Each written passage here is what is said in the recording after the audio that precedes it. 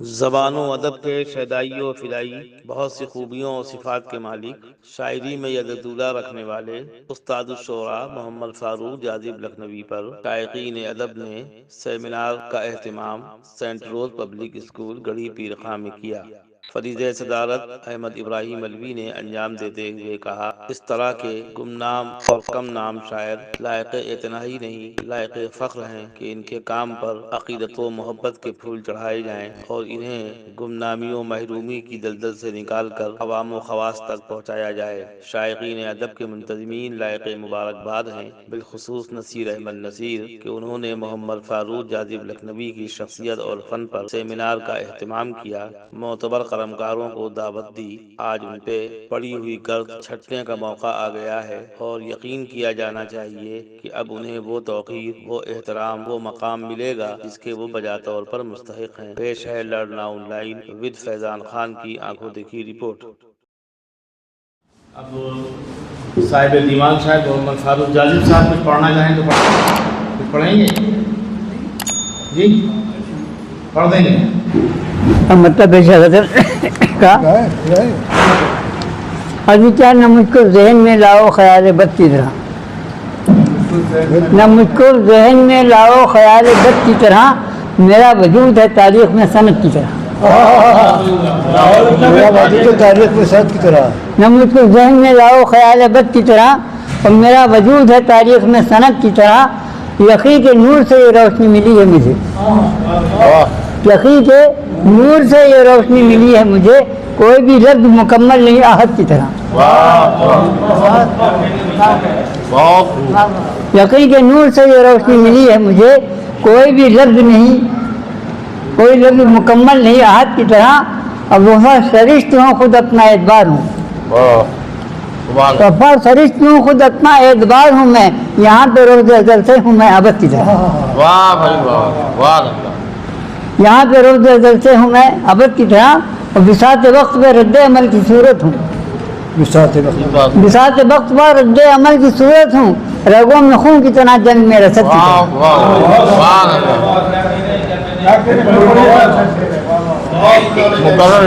بساط وقت پہ رد عمل کی صورت ہوں، بساط وقت پہ رد عمل کی صورت ہوں، رگوں میں خون کی طرح جنگ میں رسد کی طرح، اور جب بڑھ گئی میری دیوانگی تو کیا ہوگا، جو بڑھ گئی میری دیوانگی تو کیا ہوگا، کوئی میرے جنوں کو نہ سمجھے کوئی خیرت کی طرح،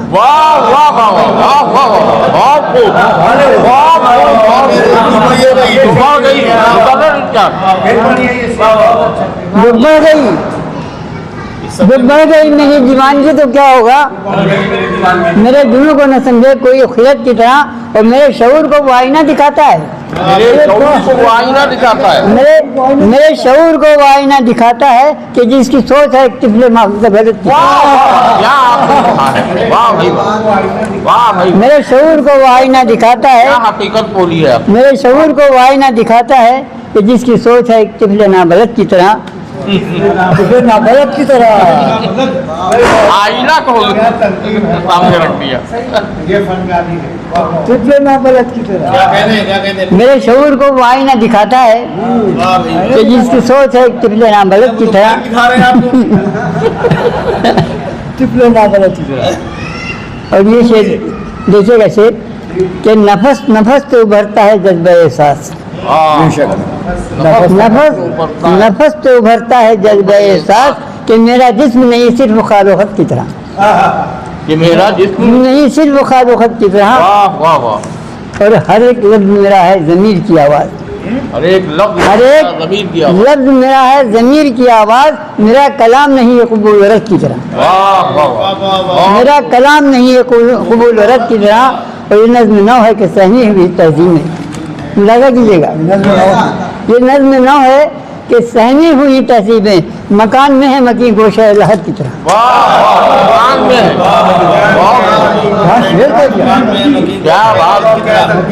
یہ سب اپنی صاحب طاقت مل رہی ہے آپ کو، یہ نظم نو ہے کہ سہمی ہوئی ہے تہذیبیں، یہ نظم نو ہے کہ تہذیبیں مکان میں مکی گوشہ لحد کی طرح، اور ادھر جنوں نے سبھی ضابطوں کو توڑ دیا، ادھر جنون نے سبھی ضابطوں کو توڑ دیا، روایتیں تھیں درمیان میں حد کی طرح۔ واہ واہ واہ، ایک شعر ضائع کیجیے جناب، صدر کے حوالے سے پیش کر رہا ہوں۔ گزر رہی ہے جب طور سے حیات بشر، گزر رہی ہے جب دور سے حیات بشر، گزر رہی ہے ادب طور سے حیات بشر، درون قبر اتارے ہوئے جسد کی طرح۔ واہ واہ واہ واہ واہ واہ، اتارے ہوئے پیچھے کیا ہوا؟ گزر رہی ہے جب طور سے حیات بشر، درون قبر اتارے ہوئے جسد کی طرح، اور جبین وقت پہ ایک نقش معتبر ہوں، جبین بے شک بے شک، جبین وقت پر ایک نقش معتبر ہوں میں، پڑھا گیا ہے مجھے حرف مستند کی طرح۔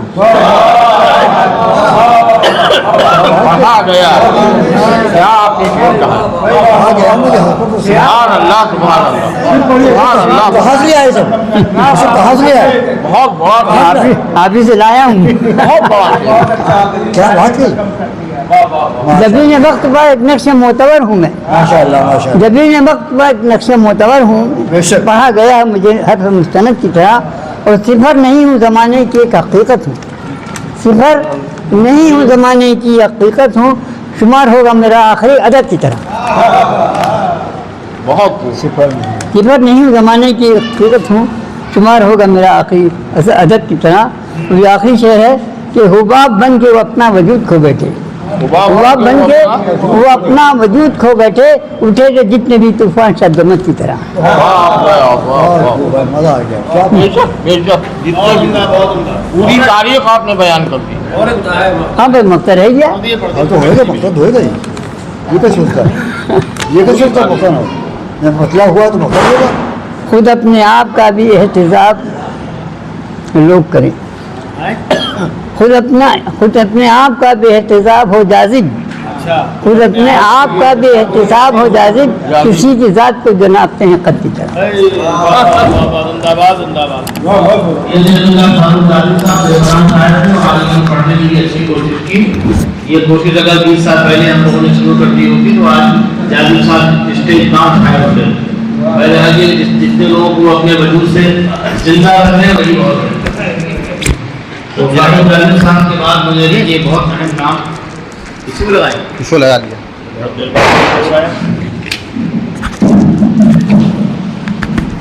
یہ فیضان خان ہیں، ان کو کافی دیر کے بعد احساس ہوا کہ یہ مائک زیادہ ہے، تو جناب سید ضیاء تقوی صاحب یہاں تشریف رکھتے ہیں، وہ اپنا مقالہ ضرور پڑھ دیں۔ جی نہیں پڑھ دیجیے، اگر بسم اللہ نہیں ہوگی تو کبھی انتہا بھی نہیں ہوگی، آغاز کر دیے، باقی ہم لوگ سنبھال لیں گے۔ ضیاء تقوی صاحب بہت پڑھے لکھے خاندان کے آدمی ہیں، پاٹے نالے سے قریب ہیں، اس لیے شیعہ سنی دونوں ان سے محبت کرتے ہیں۔ ان کے گھر پہ ایک نشست میں ہم لوگ گئے تھے، اور سب فاروقی گھر کے تڑ رہے آخر یہ آدمی یہ بھی گیا کیا، یہ سب ہو رہا ہے۔ تو ہم نے کہا اس سے پہلے وحید الدین خان چلے گئے تو آپ نے کیا کر لیا، اور سلمان ندوی کیا بگاڑ لیا، تو ہمیں خراب صحیح کر لیں گے، اور مجیب صدیقی ایران تک ہوا ہے، بگڑے نہیں ویسے ہی ہیں۔ آئیے کلاس میں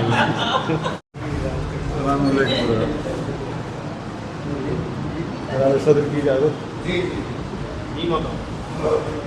فیضان نے آپ ہی کے لیے بائک لگوایا، یہ آواز ٹھیک ہے جی پڑھی۔ مضمون ہے اس کو اختصار سے کرتے رہے۔ یہ شہر ادب کے اہم شاعر محمد فاروق جازب صاحب کی ادبی خدمات کے اعتراف کے لیے باوقار انداز میں سیمینار اور مشاعرے کا انعقاد شائقین ادب کے منتظمین نے کیا ہے۔ بلا مبالغہ شائقین ادب کا یہ قدم قابل تحسین و مبارکباد ہے۔ میں رضوان فاروقی صاحب کے اس خیال سے متفق ہوں کہ کسی بھی فنکار، خواہ وہ شاعر ہو یا نثر نگار، اس کی پذیرائی اس کی حیات میں کی جانی چاہیے۔ اس سے یہ فائدہ ہوگا کہ شاعر بھی اس یادگار جشن کا حصہ بن سکے گا۔ بعد موت یاد کیے جانے کی روایت بھی مثبت ہے اور کارآمد ہے، لیکن وہاں کیفیت مختلف ہے۔ بہرحال فنکار کی خدمات کا اعتراف کیا جانا جہاں ادبی دیانتداری کا شاہد ہے، وہیں ادب کے لیے مثبت عمل بھی ہے۔ دستار اردو ادب میں لاتعداد چھوٹے بڑے ستارے ٹکے ہوئے ہیں جو اس کی زینت و جاہ و جلال میں اضافہ کرتے ہیں۔ جہاں تک زبان اردو کا تعلق ہے، آپ سب واقف ہیں کہ اردو دکن سے دلی اور پھر لکھنؤ میں پروان چڑھی۔ اردو غزل جب دکن سے دلی اور دلی سے لکھنؤ آئی تو یہاں اس کو ہاتھوں ہاتھ لیا گیا۔ اس دوشیزہ غزل کا 16 سنگار کیا گیا دبستان لکھنؤ میں۔ اس بزم ادب میں اٹھنے بیٹھنے، بولنے، چالنے اور اشارے اور کنائے کی گفتگو کرنے کے لکھنوی انداز سکھائے۔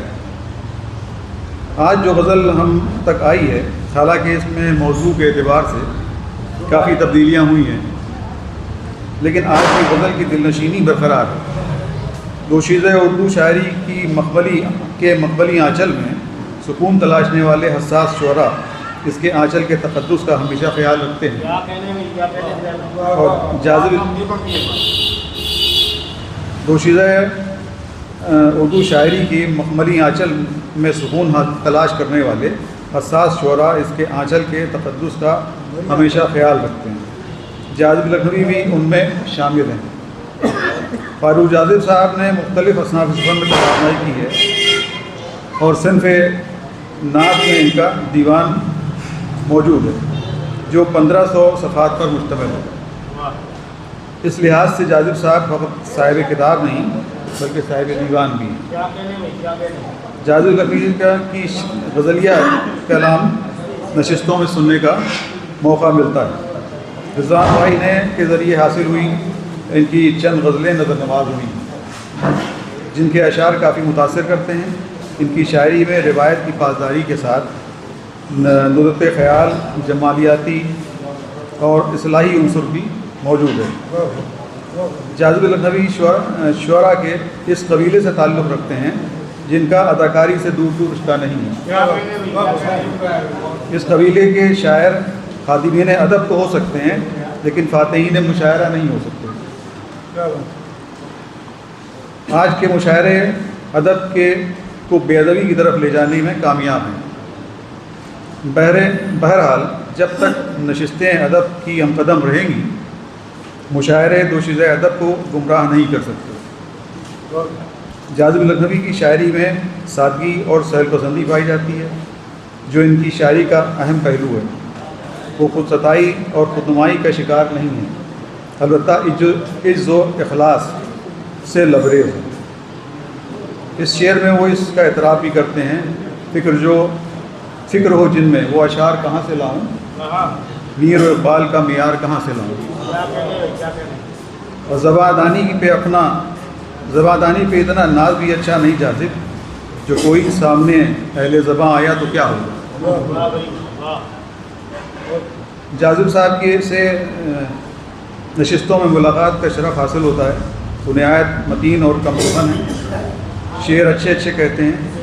ان کے اشعار میں تشبیہ، استعارے جیسی صنعتیں بدرجہ اتم موجود ہیں۔ الفاظ کا انتخاب، خیال آفرینی وغیرہ صاف نظر آتی ہے۔ ان کے چند اشعار ملاحظہ ہوں، اس میں سے ایک شعر پڑھ دیتا ہوں، باقی چھوڑ رہا ہوں کہ یوں تمہاری یاد آئی ذہن کی تخیل میں، جیسے کوئی پھول گر جاتا ہے آ کر جھیل میں۔ یوں تمہاری یاد آئی ذہن کی تخیل میں، جیسے کوئی پھول گر جاتا ہے آ کر جھیل میں۔ اور خدا کرے کہ محبت کی آبرو رہ جائے، وہ آج آئے ہیں کتنے تکلفات کے بعد۔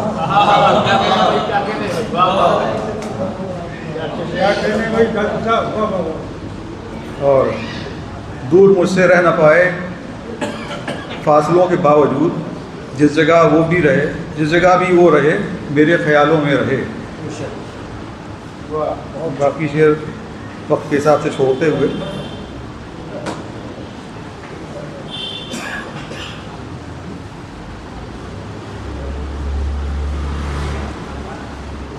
وقت سے نظریں ملانا جانتے تھے، اس لیے سن رسیدہ ہو کے بھی جاذب جیالوں میں رہے۔ صنف نازک سے عقیدت اور محبت، ان کی محبت محنت و مشقت کا اعتراف کرتے ہوئے اس کے حجاب کی اہمیت کا ذکر کے ذیل کے اشعار میں انہوں نے فرمایا ہے۔ بن گئی تھی ڈھال جو ہوا کی بیٹی کے لیے، کیا بتائیں کتنی اچھی سر کی وہ چادر لگی، اور صنف نازک ہو کے بھی کتنا اٹھا لیتی ہے بوجھ، اس لیے اچھی مجھے پیدائش دختر لگی۔ درجہ بالا کے اشعار کے مطالعے سے قاری ان کی شاعری کی دلکشی سے متاثر ہوئے بنا نہیں رہ سکتا۔ یہاں میں یہ عرض کروں کہ میرے اس مضمون کا مقصد جاذب لکھنوی کی شاعری کا تنقیدی جائزہ لینا نہیں ہے، لہٰذا مثبت پہلوؤں پر ہی بات کی گئی ہے۔ میں آخر میں جاذب لکھنوی اور دیگر تمام محبان اردو کے حق میں دعا گو ہوں کہ اللہ ان سب کو اردو ادب کی خدمت کا بہترین صلہ عطا فرمائے۔ جاذب صاحب کے اس شعر کے ساتھ بات کو ختم کر رہا ہوں، جہاں وہ اپنے گھر کے ماحول کا ذکر کر کے معاشرے کو ایک خاموش پیغام دے رہے ہیں۔ باہر کی فضا دیکھ کے واپس جو ہوا میں گھر میں مجھے جنت کے مناظر نظر آئے۔ بہت شکریہ۔ تقوی صاحب نے بہت کم وقت میں بہت اچھا مقالہ لکھا، ابھی آج ہی انہوں نے مقالہ لکھا ہے تقریباً، اور یہاں آ کے وہ تازہ پتازہ پیش کر دیا۔ امید کی جانی چاہیے کہ آئندہ بھی آپ مقالات لکھیں گے اور ہم لوگوں کی ضرورتوں کی تکمیل کرتے رہیں گے۔ آپ کے بغل میں خلیل احسن صاحب، اس کے بعد ثقیل نوری صاحب، دونوں بھی لکھیے، اس کے بعد آگے لکھائیں گے۔ بہت مبارکباد، بہت شکریہ۔ بہت سے اشعار اس لیے چھوڑ دیے گئے کہ وقت کا دامن۔ لرن آن لائن کی جانب سے آپ سے بس اتنی التجا ہے کہ ہمارے اس پروگرام کو لائک، شیئر اور سبسکرائب ضرور کریں، ساتھ ہی بیل آئیکن دبانا نہ بھولیں، جس سے ہماری ہر ویڈیو آپ تک اپلوڈ ہونے کے ساتھ ہی پہنچ سکے۔ شکریہ۔